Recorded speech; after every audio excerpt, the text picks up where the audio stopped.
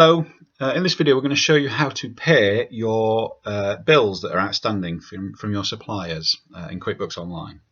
The way we do this is we click on the little plus menu item at the top right hand side of the screen, and then forgiving the pie chart that seems to be a coding issue there, but the menu item that we're interested in is the pay bills underneath the supplier section of the menu. So if you go ahead and click on pay bills, what that does is it then takes you through to a screen where it's just asking for some information about the account we're going to pay it out of, the date that the money actually came out of the account, or the date that you've written the check, and then which invoices we're about to pay off.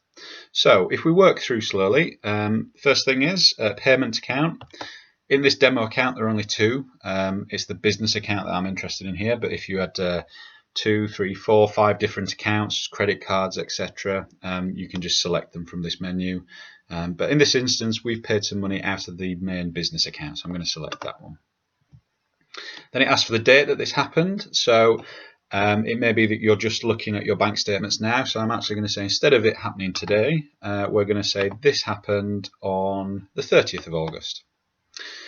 And then it's asking for a reference number, so this is quite useful, more to do with checks and things like that, but it doesn't really matter when you're just dealing with BACS transfers, supplier transfers on your online banking. So I'm just going to leave that as 2. It'll just keep defaulting and keep adding 1 on each time.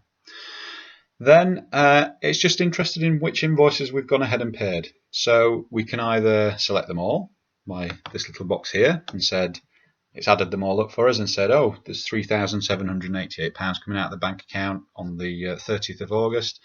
That isn't what happened in this instance. I'm just going to unselect that. But certainly if you're going to pay off a batch, that's the quickest way to do that. And I'm going to say, actually, what we did is we paid Mr. B supplier and we paid Mr. L supplier on that day. So it just adds those 2 up for us and it puts the amounts in the payment box. If, for example, you part paid one of these invoices, so let's say Mr. B supplier, they only required 50% of the payment, you can go ahead and edit it at this point in time. But for this example, for this purpose, I'm just happy saying no, payment in full for those 2 invoices.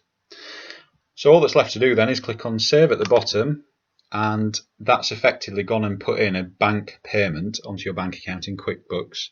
And paying off those 2 suppliers, so they will no longer appear on any outstanding invoices list on any reports that you may run in the future. Hope that's helped. Thanks for watching.